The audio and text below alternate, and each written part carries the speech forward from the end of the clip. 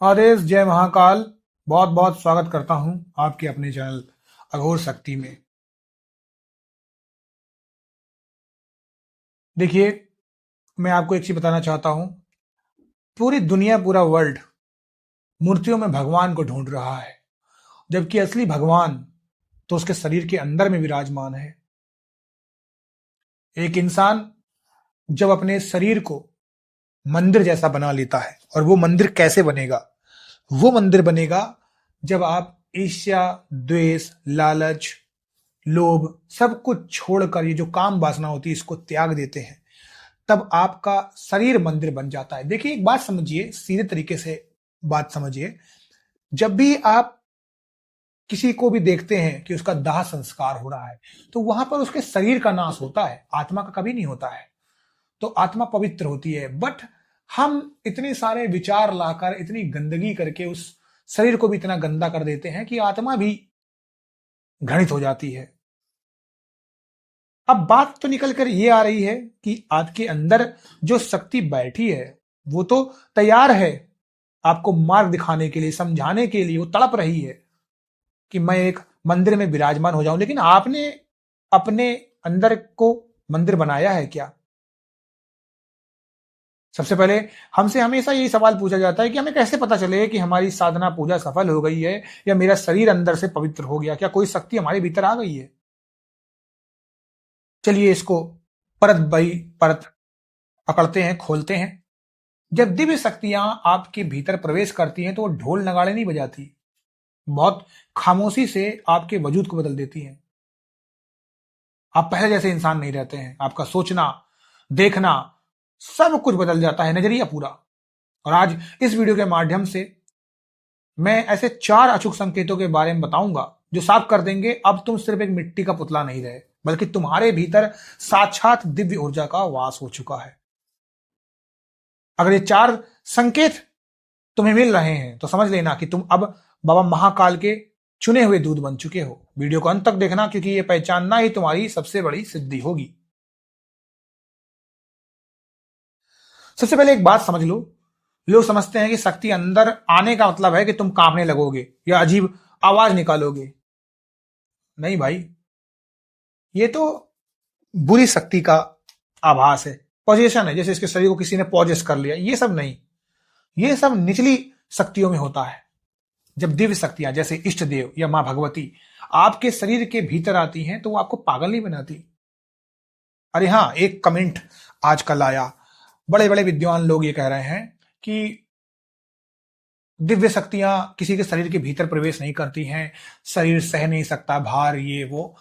बहुत अच्छी बात है, बहुत सही बात कही है। मैं इस बात को खंडित नहीं करता हूं, बिल्कुल समर्थन करता हूं। लेकिन इसका मतलब ये नहीं होता है कि दिव्य शक्तियां नहीं आ जाती हैं। दिव्य शक्तियों का मतलब सीधे सीधे भगवान की ऊर्जा से नहीं है। अगर सूर्य चमक रहा है ऊपर आकाश में, ब्रह्मांड में, तो इसका मतलब नहीं साक्षात सूर्य देवता अंदर आ जाएंगे, उनका एक अंश आ जाता है। क्या ज्योतिष में इंसान सूर्य लग्न में पैदा नहीं होता है क्या? क्या इंसान सोमवार के दिन पैदा नहीं होते तो उन पे बाबा महाकाल की छत्र छाया नहीं होती है? तो ये अंश होता है। जब ईश्वर आपकी भक्ति से खुश होते हैं तो आपको अंश मात्र की ऊर्जा देते हैं, और ऊर्जा पूरा ऊर्जा का ही खेल है। तंत्र कहने को तो विज्ञान है, लेकिन अगर उस विज्ञान की ऊर्जा को आप समझ पाएंगे तो आप भगवान से मिल जाएंगे, आपकी आत्मा परमात्मा को पहचानेगी। तो पूरा ऊर्जाओं का खेल है। तो ये जो ऊर्जा है, इसी को समझना है आपको। जैसे ही कोई दिव्य शक्तियां आपके भीतर अपना अंश मात्र देती हैं तो वो आपको पागल नहीं बनाती, वो आपको बोध करा देती हैं। वो आपके शरीर की कोशिकाओं यानी सेल्स को अपनी ऊर्जा के हिसाब से ढाल देती हैं। जैसे एक पुराने घर में नई बिजली की वायरिंग की जाए, जैसे ही वो तुम्हारे चक्रों को शुद्ध करती है। अब आप एक एक करके संकेत सुनिएगा। पहला संकेत, आपकी आंखें। जब तुम किसी अजनबी से मिलोगे या किसी को देखोगे तो तुम्हें उसके चेहरे के पीछे का असली सच दिखने लगेगा।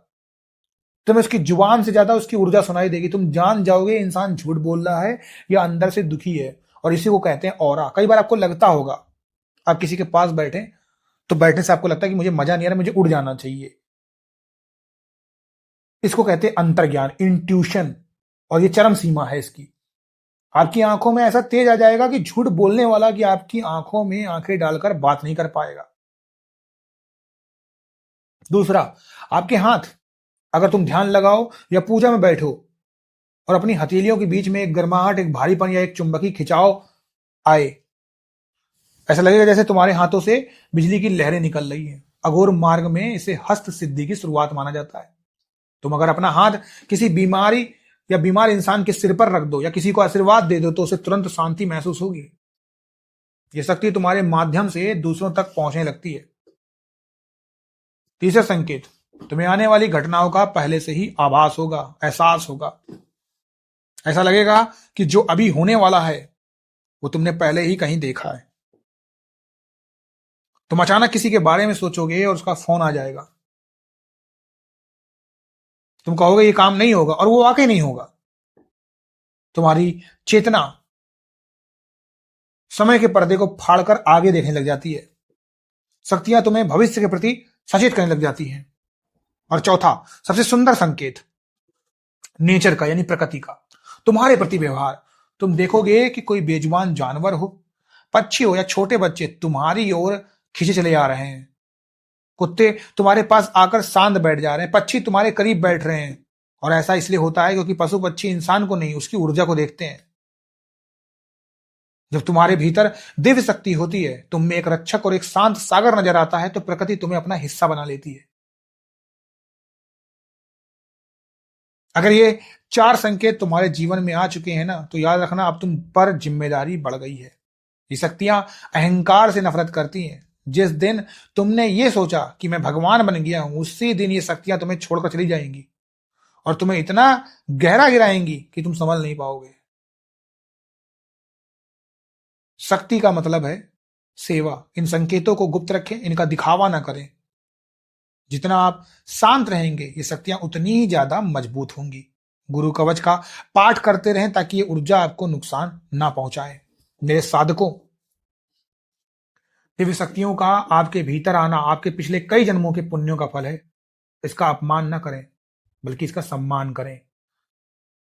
अगर आपको भी इनमें से कोई एक संकेत मिल रहा है या सारे संकेत मिल रहे हैं, तो कमेंट में आदेश लिखिएगा, अपना अनुभव लिखिएगा। मैं खुद आपकी कमेंट्स पढ़ूंगा और हो सकेगा तो गाइड भी करूंगा। आपको अडिग रहना है, साधना करते रहना है।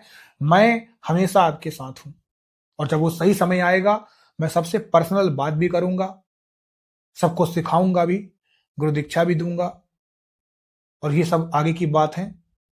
अगर आप मुझे 2021 से, जब से ये चैनल बना है, तब से आप सुन रहे हैं, तो आपने एक चीज देखा है, अभी तक मैंने कोई भी चीज किसी भी प्रकार की ऐसी नहीं की है। लेकिन समय आएगा तो मैं जरूर करूंगा। अभी के लिए आप सब लोग खुश रहें, स्वस्थ रहें। और बाबा महाकाल से मैं यही प्रार्थना करता हूं कि आप सभी लोग सब कुछ वो पाएं जो आप चाहते हैं। आदेश, जय महाकाल।